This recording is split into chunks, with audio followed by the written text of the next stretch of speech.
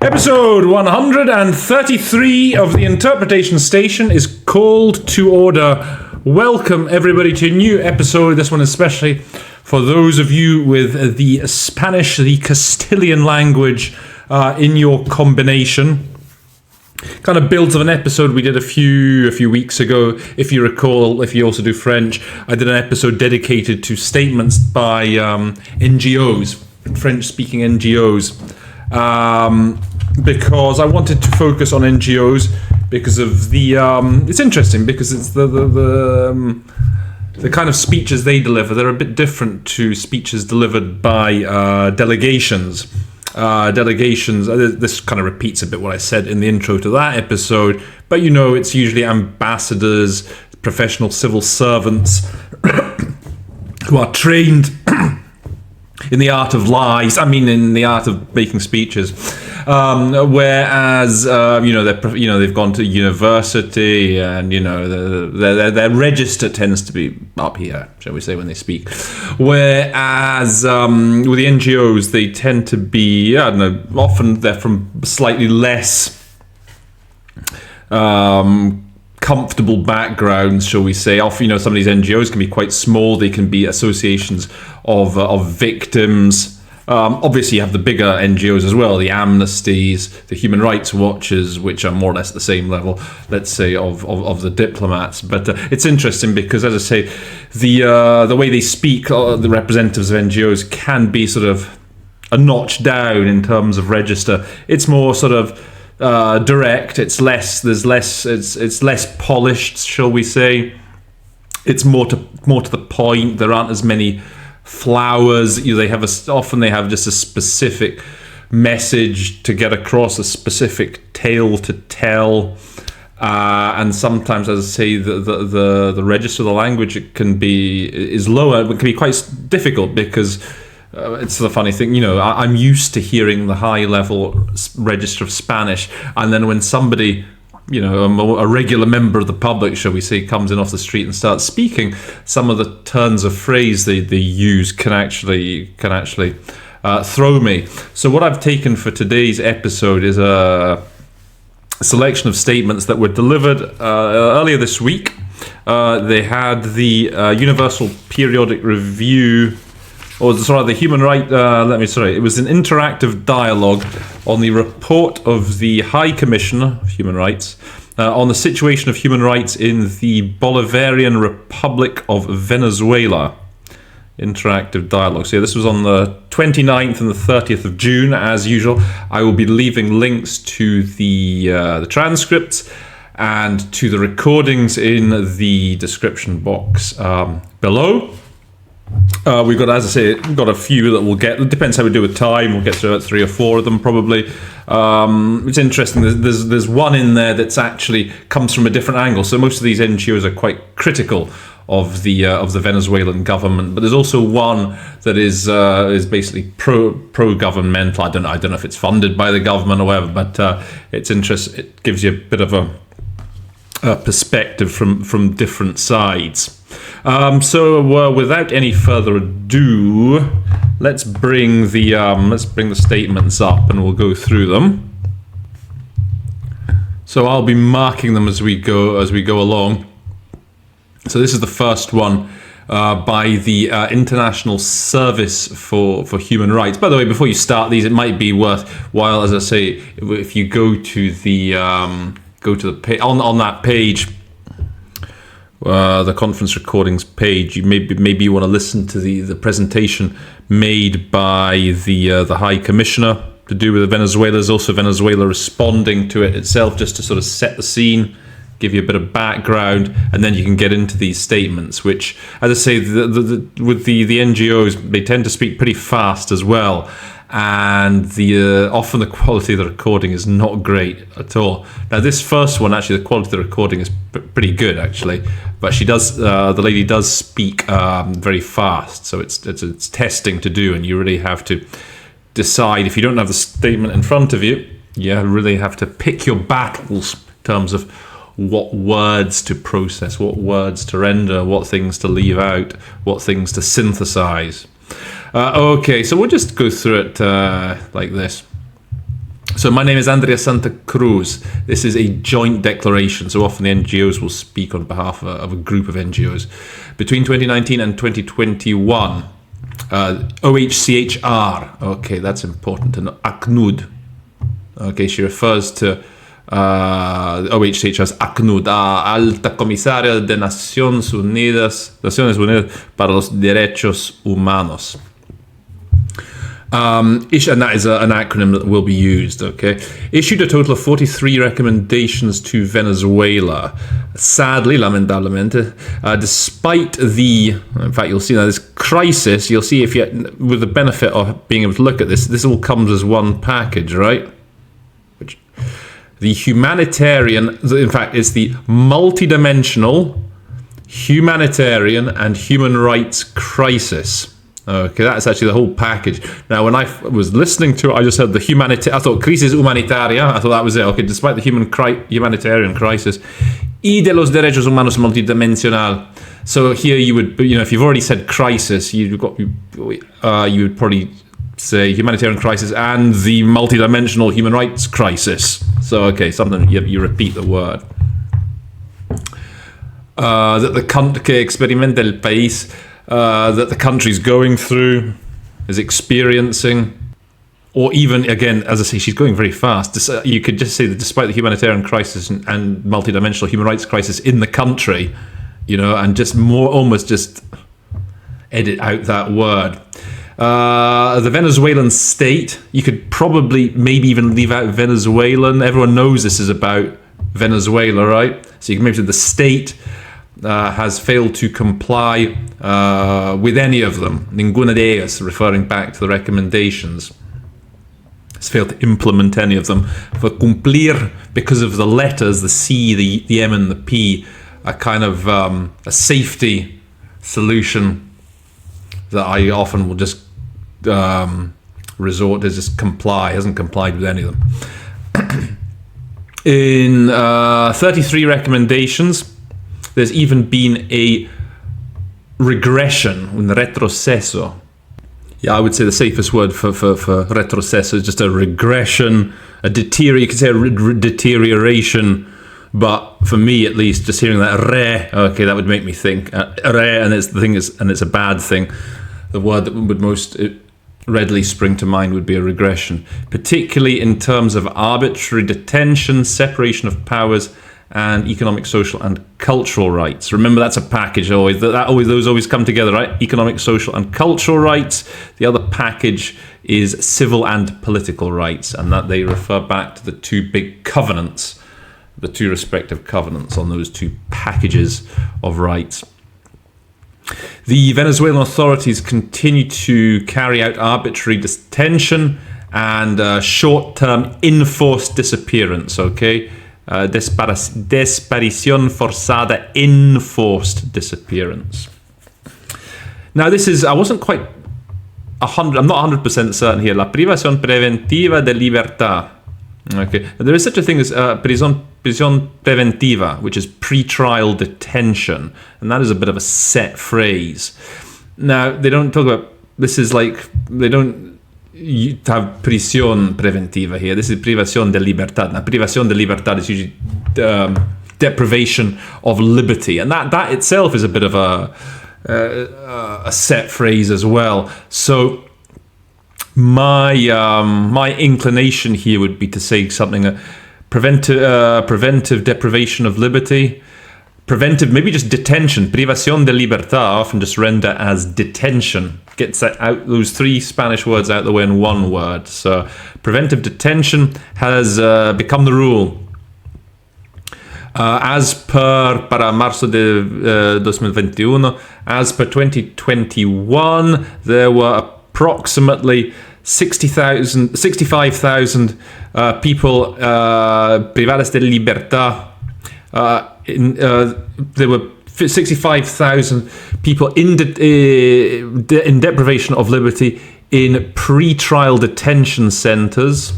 Okay, so for Centro de Detención Preventiva, that is, I think, a pre-trial detention centre. Or in calabozos policiales, I guess in police cells. I mean, I know like calabozo can often be a dungeon, but that sounds a bit... A dungeon is maybe taking a bit too far. So yeah, I would say 65,000 people in detention, in pre-trial detention centres or in police cells, for example. I'll also point out that, as I say, she's reading pretty fast, this statement. And when she says 65,000, I think I just said 60,000, okay? I just rounded it, down or up. 60,000 instead of 65,000, it wouldn't be the end of the world, you know. Con un hacinamiento del 325%. That's an important word, okay, when it comes to all things to do with criminal justice, okay. Hacinamiento, that's overcrowding. They talk about prison overcrowding. Hoy permanece en esta condición Javier Tarazona. I think in English we would say something like, today this is the fate of Javier Tarazona, a human rights defender. Or you could just say Defensor de Derechos Humanos. You have this acronym, you know, an HRD that's becoming increasingly popular, human rights defender. You also have activist, human rights activist. But again, under the circumstances, we're going so fast and everyone knows she's this is an NGO in the field of human rights. I think you can just say an HRD. This is currently the fate of Javier Tarazona, an HRD. Now, si bien las autoridades judiciales, this is one of those occasions where it might not be a bad idea, but as soon as you hear that si bien, you know, it sort of suggests that it's going to be like a while sentence, probably. You know, it's going to have a while. Something is this. On the other hand, something is that. It's going to be a long. It's already suggesting that it's going to maybe be a longer sentence. So one other way to play safe here is just to delete si bien and then just start with an affirmative sentence. We'll just say the judicial authorities han procesado, have tried, have heard, okay, several emblematic cases, casos emblemáticos, several landmark cases, you could say, of human rights violations. Okay, that's a sentence, okay? They've tried a number of these emblematic cases. Now, because you've had that si bien, it's good because you've got that package out of the way. Now you can focus on the rest of the sentence. Now to ensure that the connotation of that si bien that you have deleted, that you left out initially, it still comes over. Now you just put in here, you sort of start a new sentence, okay, and you just say but the sentences were insufficient and were limited to the perpetrators or personal subalterno, junior personnel, low-ranking personnel, deliberately leaving out las cadenas de mando, the command chain, the chain of command. Yeah, this expression here, autor materiales. This is basically just the people who did the actual job. Okay, the actual murderer. I was looking at Lingui if they suggest anything better, because my idea was just to see the perpetrators. Could you see the material perpetrators, perhaps? Or they are one of their first choices, the actual perpetrators, as opposed to the masterminds behind the murder, the people who ordered the killing, the sort of brains behind it. That's what the message that the lady's trying to get across. And here, when she says deliberately overlooking, deliberately excluding the chain of command.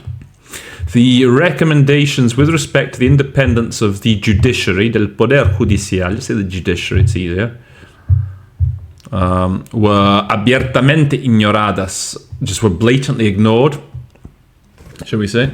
Or even, again, she's going so fast, maybe you could leave it out. Maybe you could just, this occasion, you just leave it out, perhaps. Ignored in the new appointments to Tribunal Supremo de Justicia, to the Supreme Court of Justice, maybe just say the Supreme Court, where 60% of judges maintained or kept their positions, kept their posts. To guarantee la continuidad del, I think you could just say, just to guarantee, continue, just turn that into an adjective, continued monitoring of the human rights situation, of evaluación de riesgo, okay, of a risk assessment, as opposed to a risk evaluation. I think we tend to talk more about assessments. and international attention, international attention. We need the work of OHCHR. This is a bit tricky because it's necesitamos que continúe. Okay, and again, in English, we want to know, first of all, we prefer to know what the subject is, right? So maybe we could say here, if we want to stick with the syntax, so we need the continued work of OHCHR and of this is the Misión Internacional Independiente de Determinación de los Hechos, the International Fact-Finding Mission. So again, you could leave that continúe el trabajo till the end. You could say, we need OHCHR and the fact-finding mission to continue its work. By the way, again, given the speed, I think you would be justified in perhaps just dropping this. Everyone, they've talked throughout this meeting, they're talking about what that fact-finding mission has done. So I don't think you even need to say the international independent, because it would have already been said so many times. So again, just use your intuition here. People know, there is only one fact-finding mission that they're talking about here. All the protection mechanisms are necessary in Venezuela. Okay, so that is the first one. Okay, so here's the second statement. Now this is by FEDIM, this is the Federación Democrática Internacional de Mujeres, a Women's International Democratic Federation. Now, as you'll see, they take a slightly different stance on Venezuela's efforts in human rights. As I say, this are quite positive about what they've done. Again, in terms of quality of the recording, it's actually pretty good quality. Again, as usual, as almost always with the NGOs, read out quickly, but it's manageable. Okay, so here we go. FEDIM takes this opportunity to point out that the report presented by the High Commissioner resulta una vez más, maybe reiterates the negative impact, or maybe the adverse. It's always good to have something different, just for the negative. The adverse impact, the detrimental impact of, and here's a favorite expression that certainly that the Venezuelan state uses in a lot of its statements. Is a big criticism that it wields against the West. Okay, these unilateral coercive measures, basically sanctions. Okay, that they're known as UCM. So you can use the acronym. I've said this a lot of times before. I've done a lot of videos, I think, or quite a few, with statements by Venezuela, because they are good fun to do, actually. The Venezuelans, the Cubans, good fun statements to do. Always interesting vocab, but this is one of their big bugbears, shall we say. These sanctions, these unilateral coercive measures that the US especially uses against them. In the disfrute, in the enjoyment of all human rights. We recall that these measures and asphyxiado maybe you can't even just say have asphyxiated. I don't think you need to do anything fancy with it. Have suffocated the country's economy. Dificultando el acceso, hampering, hindering, impeding, obstructing access to. Now, as I say, she was going fast when I just said insumos médicos y alimentos. I just said access to medication and food.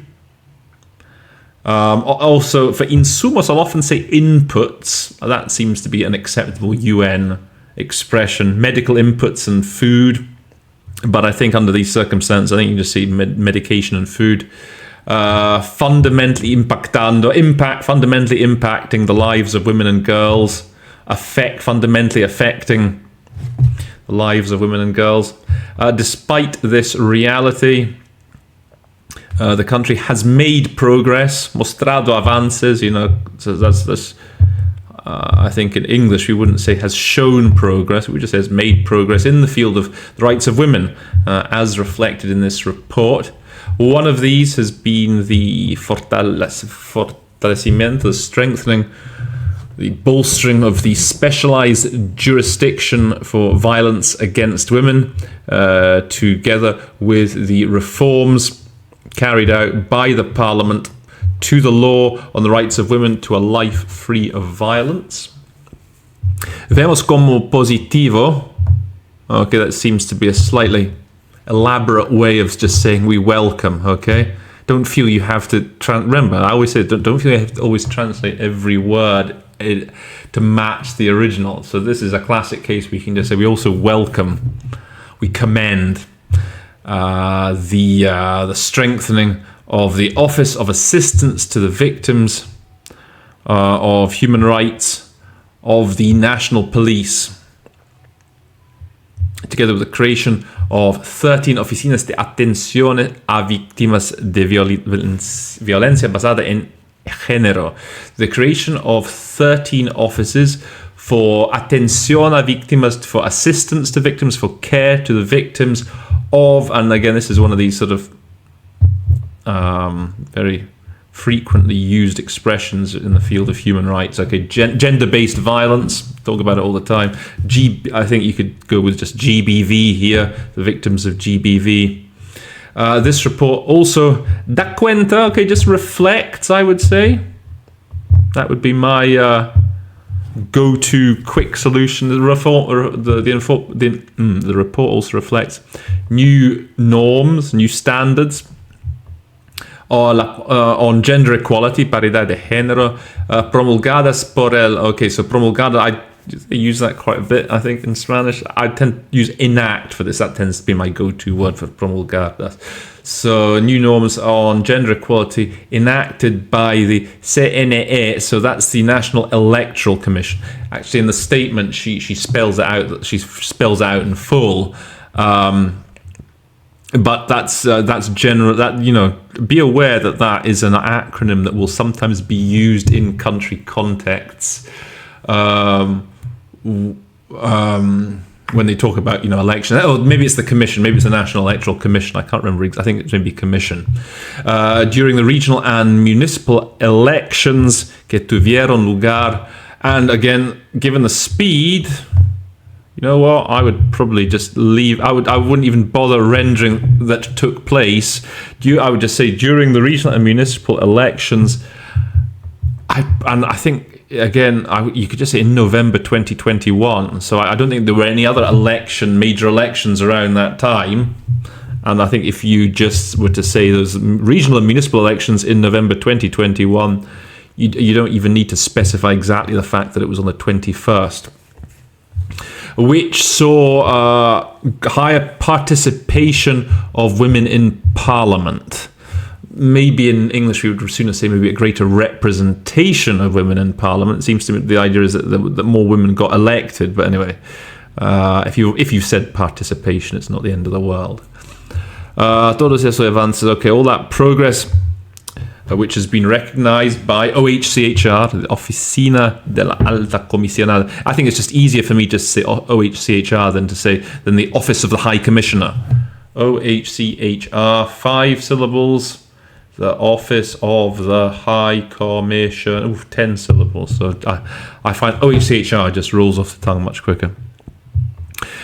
Should be acompañados. I think it's, I would say, supported by all members of this council with criteria of objectivity, impartiality, and non-interference in the internal affairs of the country. That's a bit of a package that you want to be prepared for. They always talk, you know, a lot of these countries will focus on that there should be no interference, and that the reviews of these countries, reports on these countries, need to be done objectively, and they need to be impartial, with the goal of promoting dialogue that helps bolster, contribuya, maybe you could say contributes, but again, if she's talking fast, just to help bolster the theme of human rights in the country. Thank you.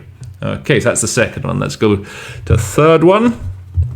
Okay, so here's number 3. Okay, this is by Civicus and Espacio Público joint statement. You'll see that I've already marked it up. That's because this Muppet here, he's already recorded himself filming this, but I forgot to plug my microphone in so you couldn't hear anything. So here we go again. Okay. So what I've said here, desde, you'll notice I've crossed desde out, because I think in English it makes more sense just to launch straight in with the subject of the sentence, right? Espacio Público and Cívicos reiterate. We wouldn't, it sounds strange in English to say from public espacio público and cívicos, we reiterate. Okay, so espacio público and cívicos, reiteramos que se siga. And so my colleague here put in, you can see her notes, continuing. So we urge, perhaps, it would be the best thing to say in English, we urge continuing documentation of the human rights situation in Venezuela. The crisis se mantiene, continues, with severe consequences for the most vulnerable. So again, the delivery is fast. It's good quality, by the way, as well. That's good. But I think in English we could just say for the most vulnerable, we can just drop the word persons. Violation of civil liberties is impacting or is affecting the guarantee of economic and social rights. Restrictions on freedom and circulation of information seek to impede legitimate criticism of the public administration, la gestión pública. I think that's maybe the best solution for gestión here, administration. And so here we have, typically in Spanish, a new sentence launches straight in with a reflexive, and so we don't quite know who the subject is, what the subject is going to be. So one solution to get around that, to keep the sentence flowing nicely, here would be there are continued illegal blockades of digital media in an ecosystem dominated by radio and TV, subject to state control. Now, this next paragraph, you see I put the brackets here, that's the full package, right? So it's really a private, number one, telephone and internet, that's a 3, by the way, service provider. Okay, but you'd be a very brave man or woman to wait till privado before you give that whole phrase, right? A private telephone and internet service provider. So you're more likely to maybe start, let's say here, okay, a service provider for private internet and TV informó reported that in 2021, more than 1.5 million lines fueron intervenidas, so tapped, were wiretapped. Remember that word, that's going to come in very useful in this age of the surveillance state, which seems to be upon us. Since 2016, more than 1,300 web portals have been blocked. And again, here we go again, new sentence starting with a reflexive se revela. I think I said we can see, you could say this shows un patrón de vigilancia, very important word, okay? Surveillance, that is the word in Spanish for surveillance. This shows a pattern of mass surveillance that violates the right to privacy. Civil society is also in danger, and so-called new spaces for dialogue no han hecho mucho, haven't done much, have done little para apaciguar esta situación, really to improve the situation. They've done little to improve the situation, improve matters. Don't get overly fixated with the word apaciguar, okay? Thinking that you have to find a really good solution, like to mitigate. You could say to mitigate the situation, but really in English, we would say, haven't done much to improve matters. El proyecto de ley, just the bill, okay, draft law, the bill. Bill's very quick to say. The bill on international cooperation would restrict funds y el funcionamiento, the functioning, the operations of CSOs. So he's going quickly. So I just went straight in with CSOs as an acronym, which is, again, perfectly legitimate. And I went HRDs, las personas defensoras de los derechos humanos, human rights defenders, HRDs, continue to be intimidated, criminalized, and arbitrarily detained. Exhortamos, we urge. Okay, in English we need an object, really, when we say to urge. We urge you to mantener la atención sobre Venezuela. We urge you to stay focused on Venezuela.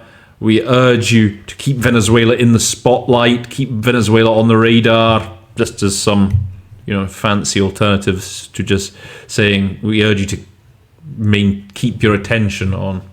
Extend Resolution 4520, which enabled this report. Now, I must confess, I didn't hear the number, okay? Now, what do you do if you don't hear the number of the resolution? Well, first of all, this meeting's been going on for quite a while by this point on Venezuela, and I'm sure previous delegations have mentioned this resolution, and if they haven't, then I'm sure the rapporteur would have mentioned this resolution. So you should have done your homework by this point and known that resolution 4520 was going to be an important one, and have noted it down somewhere. But okay, sometimes it happens that you haven't. Maybe you've just taken over, maybe it's your shift and then you didn't hear it.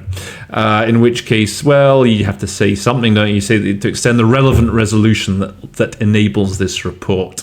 That's the most straightforward way of, getting around it. Consolidating the presence of the Office of the High Commissioner in the country, supporting the renovación del mandato, the renewal of the mandate of the FFM, the fact-finding mission. I think you could probably get away with acronyming it by this point. Is that a word? Can we acronym something? And any initiative to support the victims in their búsqueda de justicia. I like talking about quests for justice, and their quest for justice. Okay, hopefully this time that one will work, and we'll move on to the fourth and final one. Okay, so the final NGO statement that we're going to do then from this meeting, I think Kofavik it's called, and let's see what they have to say. In terms of quality, by the way, this is probably the poorest of the four. It's okay, it's doable. You sometimes hear some noises in the background, cars blowing their horn and so on, but it's doable. It's doable. It's again pretty fast. Okay, so in 2021, HRDs. So again, we're going las personas defensoras de derechos humanos. Have been subjected to, have been the target of acts of harassment and criminalization that undermines our work, that impinges on our work, that infringes on our work. NGOs and HRDs estamos, okay, so we are in the front line for assistance to vulnerable sectors in Venezuela. That's my colleague there at the front line. We're in the vanguard, another word. Kofovic, during this period, registered 200 and I left out un total there, okay, just for reasons of speed. Registered 250 cases of presuntos ataques, alleged attacks against HRDs. Se has usado, again, here we go with the reflexive at the start of the sentence. There was use of the judiciary, the judicial system. Or you could, again, if you wanted to wait, the judicial system was used to launch or to open criminal investigations without due guarantees, with the sole purpose of amedrentar. Okay, I had heard that word before, but it didn't come to me in the moment. But it's like to intimidate, with the sole purpose of intimidating and sole purpose of intimidation and persecution. But it's worth trying to remember that word, amedrentar. To browbeat was another alternative offered. In recent years, it has become very difficult. So what I did here, la legalización y actualización civil. I think I said it has become very difficult to legalize and register NGOs. The other option, is the what solution. This is the what solution. We use that a lot in Russian. So in recent years, what's become very difficult has been legalization and civil registration of NGOs. That's another alternative for those reflexives.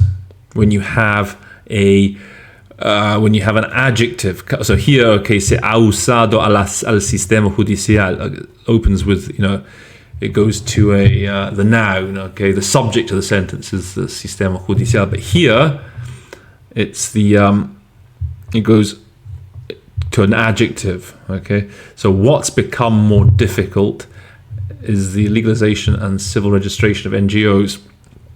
Se han creado, there has been the creation of new registers that force international organizations to carry out various procedures, trámites. Often it's to do with, bureaucratic procedures to stay, I think I said to stay operational, mantener su operatividad, to stay operational. Se utilizan, there is use of laws on financing of terrorism and delincuencia organizada, organized crime, to pursue NGOs. Recently, se incluyó, again, this is a classic example of the use of these reflexive at the start of sentences. There was the inclusion in the legislative agenda of a bill, un proyecto de ley, a bill on international cooperation, el cual configura la muerte civil, so maybe which spells the civil death of NGOs, which marks the civil death of NGOs. Because it conditions access to international cooperation funds on policies and criteria determined by the executive. Maybe this is a long sentence, maybe put in a full stop there. This would eliminate their su naturaleza independiente. I think I just dropped the naturaleza. This would eliminate their independence, their independent nature, and use opaque and subjective criteria to prohibit or eliminate them. For all these reasons, again, remember, as we said in the previous statement, just drop this desde. I mean, that in Spanish, that's just a normal way of when you make a statement on behalf of whoever it may be. But in English, I think it's just better to go just straight in with saying OMCT, Sehil and Kofovic believe it's crucial. La renovación, okay, so I would turn this into a verb. We believe it's crucial to renew the mandate of the FFM and to, en conjunto con él, I would just say, and to strengthen the capacities of OHCHR. La capacidad instalada, the existing capacities of HCHR. These mechanisms should be facultados, so authorized to generate reports and oral updates to this honorable council, this august council. This is crucial in order to preserve what is left of the civic space in Venezuela and to protect HRDs. Thank you very much. Okay, so you've got all four of those statements then available on the conference recordings page. Like I say, they will all be left down below in the description box. If you have enjoyed the episode, again, is enjoy really? Do you really enjoy? Do you enjoy watching the interpretation station? If you've found it educational, if you've found that it has improved your skills as an interpreter, please do like, share, subscribe. Please do comment on any new, if there are any new words that you've learned, any new expressions, any new tricks. I like to hear about it. So please do put that in the comments. And that's pretty much it for today. I'm going on holiday in 1 week's time. In 9 days' time, I'll be away for 4 or 5 weeks. I'm really looking forward to it. I save all my holidays for the summer. I'm going to Serbia pretty much for most of it. And I'll be making quite a few more episodes. I'll step up my output when I'm away on holiday. So stay, as they say in, was it Warner Brothers or Disney? And Disney. Stay tuned, folks. Okay, nothing left to be said, but except that episode 133 of the Interpretation Station stands adjourned.